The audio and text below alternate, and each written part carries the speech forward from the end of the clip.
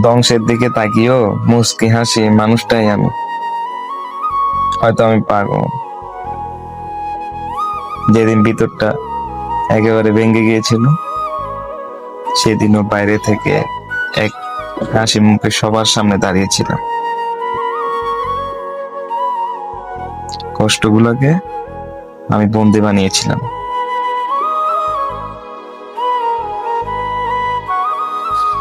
কষ্টকে আপন করে নিয়েছিলাম।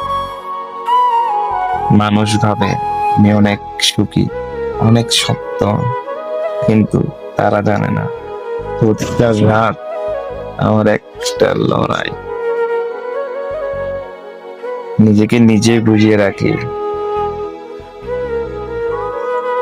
আর এই ধ্বংস হওয়াটাকে যেন ভালোবেসে ফেলেছিলাম।